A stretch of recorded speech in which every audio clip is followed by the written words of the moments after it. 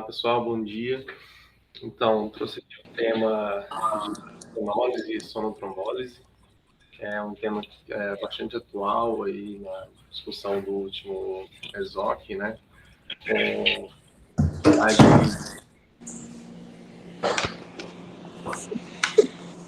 atividade aí de ajudando na monitorização intraoperatória, né? No estudo Sonobird, a gente vai falar um pouquinho sobre ele.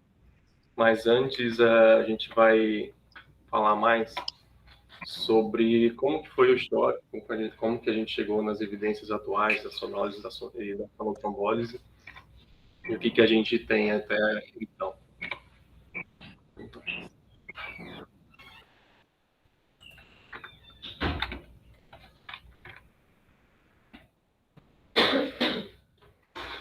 Então, nesse roteiro, a gente vai falar um pouquinho sobre esse breve histórico aí, né, de como que a gente chegou aqui, da fisiopatologia, de como que o ultrassom pode ajudar na quebra do trombo, né? Vai falar sobre a sonotrombólise, que seria exatamente o ultrassom transcraniano ajudando na trombólise, junto com a alteplase, que é o que a gente tem de estudo até agora. A sonólise também na monitorização intraoperatória, então sem nenhuma ajuda de nenhum trombolítico, só com a monitorização e com alguns efeitos na parede do vaso. O que está por vir, né? Então, quais são os estudos que a gente está aguardando para ter uma definição melhor da eficácia da sonólise e da trombosonólise, e finalizar aí com algumas conclusões, né? Então, nesse breve histórico, a gente tem uma descrição já do ultrassom podendo auxiliar aí no controle de placa aterosclerótica já em 1965. Nessa época nem existia ainda o Doppler transcraniano, né? Foi a partir de 1980 que começou a se disseminar mais isso. E aí a gente já dá um pulo aqui para o ano 2000, né? Então, com o uso do Doppler transcraniano, durante a trombólise, só uma insonação mesmo, com um trabalho visando identificar qual que era a taxa de recanalização, né, um trabalho do Alexandrov, com 40 pacientes, foi visto que quando você comparava os resultados de recanalização nesses pacientes que estavam sendo monitorizados com o Doppler, com aqueles resultados do NIMS, a taxa de recanalização foi muito maior. Então, no estudo, nesses 40 pacientes, teve uma taxa de recanalização de 40%, enquanto que no NIMS era esperado uma taxa de 27%, foi o que foi visto, né? E mesmo que as características desse estudo indicassem uma maior dificuldade, possivelmente aí associada a essa quebra desse trombo, com NIH mais elevado, com oclusão de grandes vasos em todos os pacientes, que não era o caso do NIMS, foi vista uma resposta muito melhor, né? Então, a partir daí, né, o grupo do Alexandrov começou a questionar mais qual que seria o real efeito aí das ondas do ultrassom nesse auxílio aí do trombolítico. E aí, desde então, né, foram publicados vários trabalhos, primeiro em 2003, já um estudo randomizado, mais um estudo menor, né, e depois outros tentando identificar aí qual seria o papel do ultrassom, tirando aí o SonoRescue e o SonoBuster de 2016, que são mais da sonólise intraoperatória. Para a gente explicar um pouquinho, então, por que isso acontece, né? Na fisiopatologia está envolvido, então, a formação de microjatos, né? Faz um microfluxo que causa uma erosão maior na parede do trombo. Além disso, como tem essa erosão do trombo, tem uma maior interação entre o trombo e o trombolítico, né? Você cria uma área de interação maior, além de poder ter uma ativação enzimática maior. E também tem efeito de cisalhamento na parede do vaso. Isso libera alguns fatores que causam vasodilatação, como ácido nítrico, adenosina e os prostanoides. Então, também tem um efeito de vasodilatação, né? Para chegar nisso, a gente usa o probe mesmo de 2 MHz, Foi tentado usar frequências menores para ter uma penetração maior no crânio, mas com essas frequências menores teve um aumento grande de sangramento, justamente porque tem lesão da parede do vaso. Então, o que a gente usa aí para ter esses efeitos é o Doppler diagnóstico mesmo. E essa é uma figura bem legal mostrando aí como que é feita essa erosão, né? Então, junto com microbolhas, né? Alguns estudos também usaram microbolhas em conjunto com a trombólise, fazendo essa erosão da parede do trombo e aumentando aí a área de contato com o trombolítico. Para a sonotrombólise, a gente tem, então, esses estudos, né? O primeiro deles foi em 2003. Nesse, foram 25 pacientes que foram submetidos, né? Um grupo só com trombólise, outro grupo com trombólise e sonólise. Nesses casos, só foram incluídos pacientes foram submetidos a trombólise nas primeiras 3 horas iniciais e pacientes que tinham oclusão documentada de M1. E aí o resultado foi significativo só no índice de Barthel, mas não teve nenhuma outra alteração no ranking, apesar de ter sido vista uma taxa de recanalização maior nos pacientes com ultrassom. Em 2005, então, foi o primeiro estudo Clot-Bust. Foi um estudo de fase 2, a princípio um estudo também para avaliar mais segurança do procedimento do que a eficácia. Foi feito com 126 pacientes, também aí randomizando um grupo recebendo o trombolítico e outro grupo recebendo o trombolítico mais a sonólise. Também só nas primeiras 3 horas iniciais dos sintomas, né? E pacientes também que tinham uma oclusão confirmada pelo Doppler transcraniano mesmo. Então, pacientes que tinham TIB 0 a 3, confirmando a oclusão da cerebral média. O desfecho primário nesse estudo foi a recanalização, de acordo com os critérios do TIB, ou uma recuperação precoce, que foi definida nesse estudo como uma redução do NIH maior do que 10, ou então um NIH menor do que 3 nas primeiras 2 horas. E de segurança foi a hemorragia sintomática. De desfecho secundário, eles ainda avaliaram a redução de 10 pontos do NIH ou NIH menor que 3 nas primeiras 24 horas, o ranking de 0 a 1 nos 90 dias e a morte nos 90 dias. O que foi visto é que teve uma recanalização maior nos pacientes que foram submetidos à sonólise associada à trombólise, mas não teve uma diferença significativa do ranking score em 90 dias. Então, teve, no grupo que foi submetido à sonólise, teve uma certa diferença e teve uma redução do ranking, mas não foi significativa. Em 2009, foi tentado, então, fazer esse mesmo procedimento, no estudo ainda de fase 1 ou 2, mais como estudo de segurança, com a inclusão de microbolhas, né? E uma microbolha específica, o MRX 801, nas primeiras 3 horas iniciais também, com oclusão de grandes vasos confirmada, com doses gradativas dessas microbolhas, que eles estavam tentando chegar a uma dose, mas estudando aí principalmente se haveria algum sangramento sintomático, né? Então, principalmente um estudo de segurança, e se haveria recanalização em 120 minutos. Sendo que foi um estudo que foi interrompido no segundo escalonamento de dose por segurança, porque teve 3 eventos hemorrágicos, né? Então, esses 3 pacientes tiveram uma transformação hemorrágica importante na segunda dose que foi estudada. Na primeira dose, a gente consegue ver que não teve uma mudança de hemorragia sintomática, né? Apenas um aumento na hemorragia assintomática, mas a segunda dose de 11 pacientes que foram incluídos, 3 tiveram sangramento, 27%, né? E o estudo foi interrompido por segurança nesse sentido. Muitas críticas na forma que foi feito o desenho do estudo, de uma interrupção muito precoce por parte dos sponsors, né? Possivelmente ainda não encontrando muito bem um efeito entre essa dose da microbolha e o sangramento sintomático. Em 2013, então, tem o segundo estudo Clotbus. Esse HF é de hands-free, né? Então, eles fizeram um aparelho para uma insonação sem depender de nenhum operador. A ideia aqui era que era muito difícil que os centros tivessem alguém especializado em Doppler transcraniano que pudesse fazer essa monitorização. Então, eles montaram esse aparelho com uma insonação que fosse adequada na oclusão de grandes vasos para fazer esse estudo mais difundido, né? Então, também foi um estudo de fase 2, aqui também para avaliar eficácia e segurança do aparelho.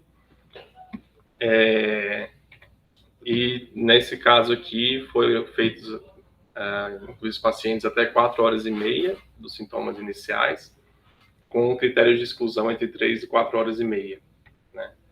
E também pacientes só que tiveram oclusão de M1 confirmada pelo TIB ou pela angiotomografia. Só, pode olhar se tem gente esperando para entrar. Não. A Dani está esperando para entrar. Já entrou. Dani Santana. E aqui também estudando desfecho de segurança e eficácia, né? Então, quando esse aqui é o aparelho, né? Aqui, tá? Ele é o operador independente, então você só posiciona na cabeça, não precisa ficar ninguém olhando as curvas, nem nada disso.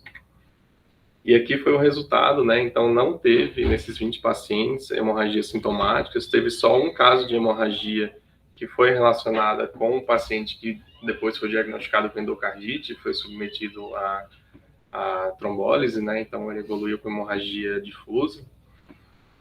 E quando compararam os resultados entre o Clotbus lá, de 2005, e esse daqui, que foi feito com esse aparelho que não precisava de operador, foram vistos resultados bem parecidos, tanto no desfecho de recanalização quanto no desfecho de Rankin. Então, aqui foi quando eles perceberam que dava para continuar usando esse aparelho nos próximos estudos, que eles iriam conseguir resultados semelhantes ao aparelho operador dependente. Entre esse Clotbus e o próximo entrou aí também o estudo NORSAS, foi um estudo na população também de pacientes com AVC agudo, mas pacientes que não tinham oclusão de grandes vasos. Então, eles excluíram todos os pacientes que tinham oclusão de grandes vasos, pensando no sentido de encontrar um tratamento que pudesse ser mais eficaz, já que esses pacientes não têm outra opção além do trombolítico, né? Então, foi um estudo de fase 3, 83 pacientes foram incluídos. Foi feita a trombólise versus a trombólise com a sonólise com infusão de microbolhas, e aqui foi outra solução de microbolhas, né? Não foi aquela mesma que foi testada no Tucson. Aqui também foi nas 4 horas e meia iniciais, foram excluídos, né, esses pacientes de grandes vasos. O desfecho primário foi a melhora neurológica em 24 horas e o Rankin em 90 dias. Né? Então, aqui o desfecho primário não foi de recanalização, e sim de resposta clínica. E desfecho de segurança foram sangramentos sintomáticos e assintomáticos. Então, o que foi visto nesse estudo é que não teve benefício, não teve melhora neurológica nos pacientes que foram submetidos à sonólise com microbolhas, mas também não teve aumento de sangramento sintomático, inclusive foi o grupo controle que teve 2 episódios, né? Então, também mostrou a segurança do procedimento, mas benefício nenhum em pacientes que não tinham oclusão de grandes vasos. E aí apareceu o Clotbus IR, né, em 2019, foi o estudo de fase 3, usando aquele mesmo aparelho operador independente, com 676 pacientes. Esse estudo aqui programado para para realmente avaliar o desfecho primário de Rankin, né? Então, o primeiro Clotbus foi avaliando recanalização, o segundo avaliando a eficácia do aparelho, e o terceiro aqui avaliando realmente o desfecho clínico, o Rankin em 90 dias, né? Então, aqui, eles não documentaram uma oclusão de grandes vasos, eles incluíram pacientes que tinham NIH acima de 10, considerando que provavelmente eles teriam essa oclusão, mas não foi documentado. Né? Exato, pois é. E aqui nesse caso foram 3 a 4 horas e meia, né, dependendo se era nos Estados Unidos ou no restante dos países. E foi feita a sonólise com o aparelho hands-free versus somente a trombólise, né? E foi interrompido por futilidade, porque realmente não foi encontrado nenhum benefício também. Aqui na tabela a gente consegue ver que no ranking modificado não teve mudança entre um grupo e outro, né? E também aqui a gente consegue ver já claramente que os grupos ficaram bem semelhantes. O que acontece é que nessa mesma época, os grandes centros também estavam fazendo os estudos com trombectomia. Então, no mesmo ano, eles fizeram uma subanálise, tirando todos os centros que tiravam os pacientes com oclusão de grandes vasos e mandavam esses, porque eles não podiam participar de 2 estudos ao mesmo tempo, né? Então, eles tiraram os centros que estavam tirando os pacientes de oclusão de grandes vasos desse estudo e colocando nos estudos de trombectomia, e deixaram só aqueles centros que, eram NIH acima de 10, mas que tinha possibilidade de ter oclusão, né? Porque naqueles outros centros, os pacientes com oclusão iam para outro estudo. E aqui eles viram uma certa diferença entre os rankings, né? Então, teve uma certa melhora, mas ainda nada que fosse significativo. Então, aqui a gente consegue, pelo menos, ver uma mudança de desfecho, mas...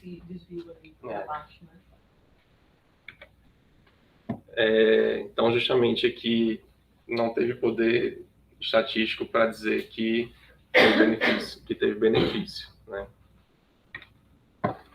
E de recomendação atual, o que a gente tem, né?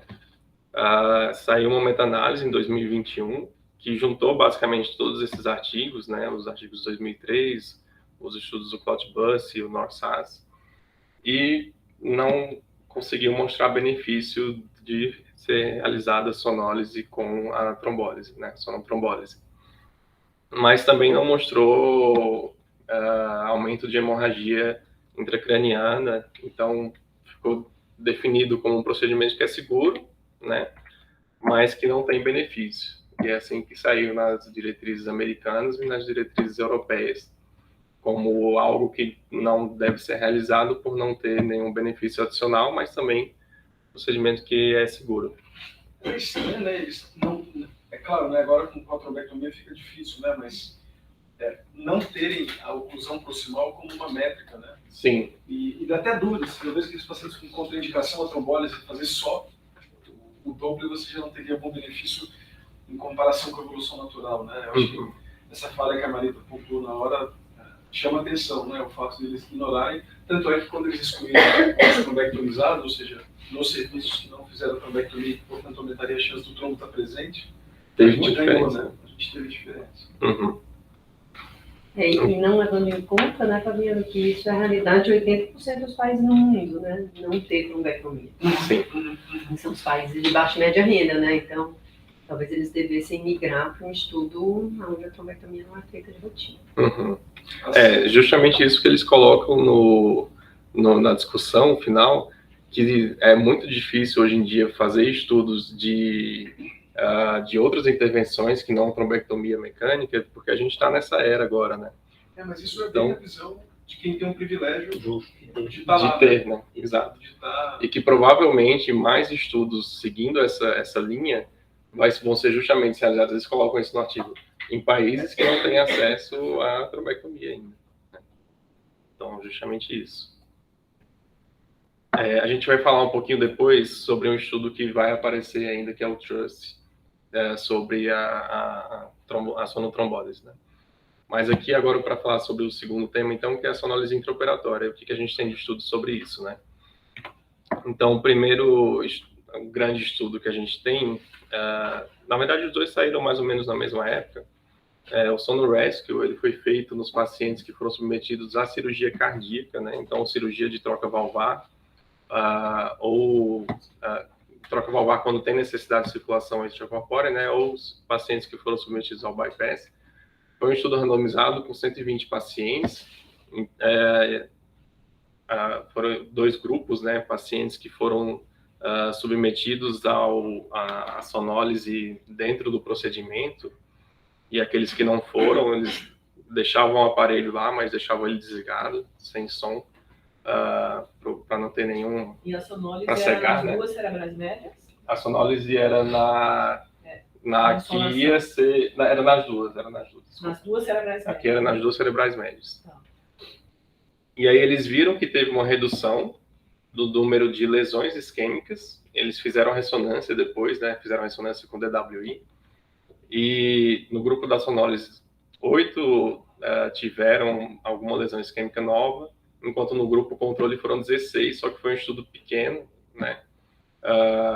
Que também não teve poder para dizer se diminuía novas lesões ou não. Quanto mais eventos, né? Então, aqui foram 2 pacientes que tiveram AVC ou AIT, né, no grupo controle, e 0 no grupo da sonólise, mas também sem nenhum poder estatístico, né, de falar que realmente foi beneficial. E aí, além do Sonorescue, teve o Sonobuster no mesmo ano, que foi feito aos pacientes submetidos à endarterectomia ou à angioplastia carotídea. E aí foi um estudo randomizado com 95 pacientes, né? Eles tinham que ter uma estenose sintomática ou assintomática acima de 70%, submetidos ao procedimento. Também mostrou o mesmo resultado, né? E qual que era a métrica do Doppler? Era a velocidade que eles usaram no Doppler? O Doppler, ele só serviu como a sonólise, então eles não monitorizavam o TIB ou oclusão ou estenose. Eles só deixam o aparelho ligado. Esses são estudos só para você ensonar. Não era nenhuma métrica de conduta, assim, se a velocidade cair abaixo de tanto, eu vou... Se ver microêmbolo, vou fazer alguma coisa, nada disso. Tá. Eles só deixam o aparelho ligado e O racional é apenas que a ensonação e o raio do ultrassom tem alguma função lítica em algum microtrombo. Esse é o racional. É diferente, por exemplo, da monitorização neurofisiológica, onde você tem queda de potencial, etc. E tal. Aqui, eu achei que, por exemplo, ia a velocidade ou o diástole, né? Não, eles só deixam. Só deixam. A métrica depois é a ressonância com DWI para saber se teve lesão ou não. Qual foi a profundidade? A profundidade, doutora, era entre... Acho que era 45 de profundidade. Eu acho que era para pegar a parte proximal. Era entre 45 e 55, algo assim. M1 médio distal. Também mostrou que teve redução de lesão isquêmica e teve redução de evento, mas também sem poder estatístico, né? E essa é a grande diferença, né, do que está por vir aí, que são o TRUST e o Sonobird. Então, o Sonobird, a diferença é que já mostrou que teve uma redução de eventos, né, isquêmicos. Então, enquanto os outros mostraram sem poder estatístico que diminuía a lesão isquêmica e diminuía evento isquêmico, AVC, AIT, o Sonobird já conseguiu demonstrar com poder estatístico que diminui evento mesmo, então AVC e AIT. E o TRUST é o que está por vir também na sonotrombólise, que são os pacientes que eles conseguiram adaptar um pouquinho, né, nessa era da endarterectomia, da trombectomia. Então, eles vão pegar os pacientes que chegam no centro, eles têm uma oclusão proximal, eles têm uma M1, ou uma cerebral anterior, ou uma basilar. Eles adaptaram o aparelho deles para pegar todos esses pontos também. Então, o aparelho antes tinha alguns pontos de insonação, agora eles vão fazer pela janela temporal de um lado, do outro, e pela occipital, juntas, né? Então, vai conseguir cobrir todas as oclusões, as grandes oclusões. E vai ser feito no contexto de drip and chip. Então, o paciente vai ser submetido à trombólise, vai colocar esse aparelho e vai ser transportado para um centro com trombectomia. E aí, a imagem de controle, para eles saberem se teve recanalização ou não, vai ser a própria arteriografia. Então, eles adaptaram para ver aí o que a gente consegue nessa nova era, né? Então, isso daí vai te dar um estudo com um paciente que tenha uma oclusão proximal confirmada, né? Então, todos os pacientes vão ter uma oclusão de grandes vasos e eles vão ser avaliados de recanalização com arteriografia. E aí o Sonobird foi esse resultado que foi mostrado no ESOC, né? Então, diminuiu bastante o evento ou AVC ou AIT em 30 dias. Qual que é a grande questão, né? Tanto a angioplastia quanto a endarterectomia, eles são procedimentos que já têm um baixo risco de complicação, né? 3%. Você está reduzindo o risco da complicação de 3% para assim, 1%, menos que 1%. Né? Existe um risco, mas é um risco que já é considerado pequeno. Mas mesmo assim está mostrando que tem um bom efeito, né? E aí olha a diferença de você preparar um estudo de direito. Olha o N. Foi para 1000 agora. Né? Sim. Então, assim, a maior parte dos resultados, tanto positivos e negativos, da literatura tem um poder baixo e acaba validando ambos os resultados. E é por isso que a gente tem que realmente buscar no estudo que antecipa, né? E aquela discussão nossa de fase 3 é essa, onde eu estou avaliando a eficácia. A fase 1 e 2 é muito comum isso, né? A fase 2 dá certo, a gente fica empolgado, mas a fase 2 não tem esse objetivo de mostrar se a coisa vai caminhar. E aí na fase 3 a gente acaba não caminhando. Mas a diferença é brutal no número de pacientes. Sim. De 80, 40 cada grupo a 400. No AVCH, na época do fator 7 ativado, foi a mesma coisa. Veio o estudo fase 2 para ver segurança e expansão do hematoma. Nossa, foi super positivo. Nossa, esse estudo foi super comentado, badalado, e assim, deu esperança para dizer, nossa, essa é a droga do AVCH. Vamos fazer um fase 3 que vai ser esse resultado aqui. Só que o fase 2 faz isso, né? Segurança e um desfecho, que nesse caso era o desfecho de expansão do hematoma. Quando foi no fase 3 que coloca o ranking, negativo, tudo igual. Quer dizer, a mesma coisa dessa história que você está comentando, né? Você coloca a recanalização como desfecho, é uma coisa. Você coloca o desfecho clínico, é outra coisa. Então, para a gente finalizar, né, o que fica é que a sonólise e a sonotrombólise são terapias seguras, né? Em nenhum dos estudos mostrou um aumento de hemorragia sintomática, né? Apesar de aumentar a hemorragia assintomática, não teve mudança clínica. A eficácia desses procedimentos ainda está em estudo, né? Então, esses próximos estudos, o TRUST e o Sonobird, vão ajudar a gente a entender melhor o quão é eficaz, né, esses procedimentos.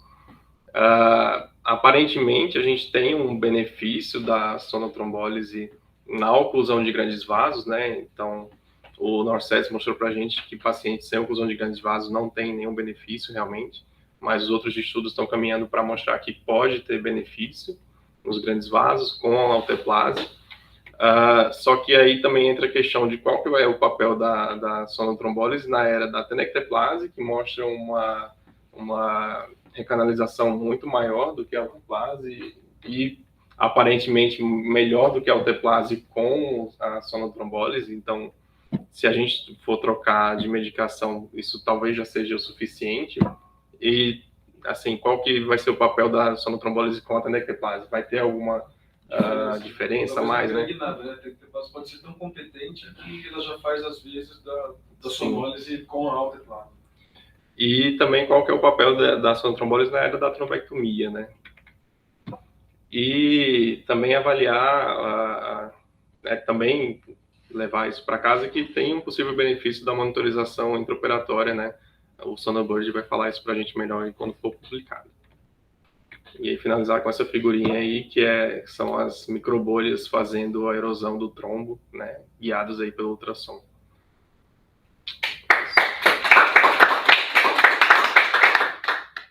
Muito bem. Eu queria registrar aqui na nossa plateia, viu, Igor, assistindo a sua aula. Olha, o povo aparece, viu, Igor? Daniele Sadala, super curiosa neurosonologista. Hugo, Minas Gerais mineiro. Lembra, Gisele? Marina, querida. Se eu tiver esquecido Maga, a consulta com o Fabiano hoje à tarde, registrar aqui a Rafaela Alqueires, nossa colega neurosonologista. artista também. Agradeço a presença e o prestígio de vocês, viu, gente? Se vocês quiserem comentar alguma coisa da experiência de vocês, aproveitar essa plateia luxuosa, viu, Igor? É uma plateia que faz Doppler. Se vocês quiserem falar... Acho que foi uma das revisões melhores de sonotrombólise que eu vi Desliguei. nos últimos anos, viu, Igor? Parabéns. Obrigado. Obrigado. Alguém quer Vocês que falar? mexem com Doppler, Mari, com tecnologia, Pois é. então, com relação à incorporação desses aparelhos, como é que ficou a incorporação desses aparelhos hands-free no Brasil? Alguém pleiteou, Anvisa? Que não tem, a gente sabe, mas assim, houve, e eu não via, na verdade, nenhum interesse, e nem quando a gente visita, né, Fabiano, os stands de congresso, a Neurofitoquer virou um congresso muito de tecnologia, Então, eu não vi o hands-free em nenhum dos congressos. Não tinha Doppler, mas não tinha hands-free. Tem FDA?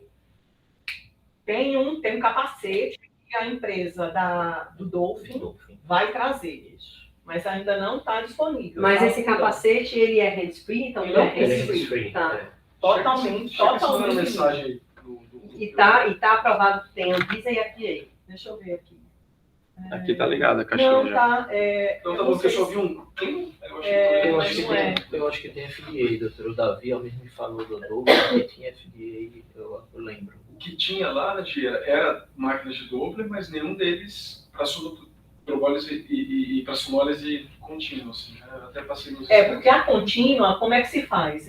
Normalmente, o método desses estudos, eles colocam um capacete, eles ensonam a artéria de interesse, então, usualmente é cerebral médio. Né? Usualmente cerebral médio. No Sonobird, que foi o que foi apresentado no ESOC, foi a artéria cerebral média ipsilateral ao local onde estava sendo feita ainda a arteriectomia. Então, eles colocam o aparelho, ligam, colocam lá, presetam, tem os critérios lá, eles colocam um power, um ganho, e deixam lá. Com capacete. E você fica vendo só a curva, você pode até monitorar a microbolha para ver se tem microbolha, mas o interesse não é esse. O interesse é que esse ultrassom, lá na intravascular, intraluminal, quebre os microtrombos possíveis que podem ocorrer na embolização durante o procedimento e que isso gere menos lesão isquêmica na ressonância e menos evento clínico. Porque eu lembro de uma pesquisa que a gente fez até numa pergunta que o Pérez perguntou sobre, por exemplo, aquelas oclusões que eles fazem desde carótida com aneurisma gigante. Eu lembro que tinha um artigo só que tentava avaliar qual parâmetro do Doppler, mas é um parâmetro fisiológico mesmo de velocidade, uma curva, que poderia, entre aspas, nos dar a tranquilidade que daria para ocluir, ou seja, para além de sintoma clínico, como a gente faz no mismatch clínico radiológico, eu fecho sua carótida, se eu ter carotídeo, vejo se não se manifesta alguma coisa. E um dos trabalhos era a velocidade, então uma redução acima de 20%, por exemplo, da velocidade média da cerebral média ipsilateral. A oclusão seria um indício de que talvez aquele sistema não toleraria a oclusão por aneurisma gigante, etc. Mas aí eu estou pensando só se não caberia também, não é o objetivo desse estudo sobre o Bird, mas é essa métrica, que me parece até um pouco mais dinâmica do que só o método isolado e só deixar ali se chacoalhando tudo para que se embolizar você quebra esse trombo na chacoalhada. Acho que é isso. A Dani não pode falar agora que ela está no atendimento. Mas eu acho que, assim, é super esperado esse estudo aí que foi feito na Europa, com esses mais de 500 pacientes aí, tá? Eu acho que são dois nichos diferentes para quem faz Doppler, né, Mara? Um é essa questão de monitorização cirúrgica, intraoperatória, que eu acho que é construir isso um serviço. Eu tentei aqui na escola alguns contatos com o grupo da cirurgia vascular, com o grupo da cirurgia cardiovascular, todos se mostraram interessados, mas no final das contas a gente não progrediu. Então, assim, esse é um nicho aberto, quem tiver interesse de fazer, então a gente pode reativar esse contato, né? Eu acho que abre uma atuação para quem faz Doppler. Hoje em dia, o pessoal que faz monitorização intraoperatória ganha muito dinheiro, tem gente que trabalha só com isso, é uma vida relativamente tranquila, então quem faz neurofisiologia, aqui tem um exemplo aí da Denise, faz super bem. E hoje é uma segurança, o cirurgião não entra mais sem ela no procedimento, até porque é considerado malprática, né? E eu acho que faltou um pouquinho de perna da gente do Doppler, né? Então, para fazer isso. E o outro é a fase aguda. Eu acho que esse desenho realmente de usar sonotrombólise no pré é um desenho que faz muito mais sentido, né? para a gente realmente conseguir. E aí vai fazer um pouquinho como foi o primeiro estudo do Extend IA, né? Vai usar como desfecho recanalização. E aí, depois da recanalização, você...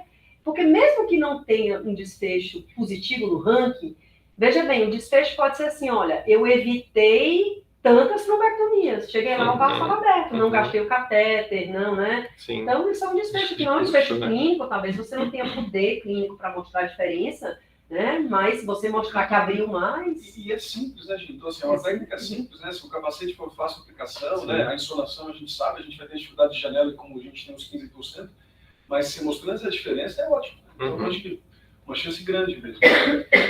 E é isso, o centro cirúrgico está sempre necessitando de melhores métricas de desfecho de pacientes. Né? Sempre. Então, isso é uma coisa que a gente subestima muito até como neurologista. Assim, né? Então, a gente estava agora no congresso, a gente tem NIRS, por exemplo, NIRS, né? Então, a espectroscopia próxima do infravermelho, aquela tecnologia que você manda duas bandas, uma exclui o subcutâneo e a outra que passa pelo parênquima para te dizer como é que está a oxigenação cerebral de forma não invasiva.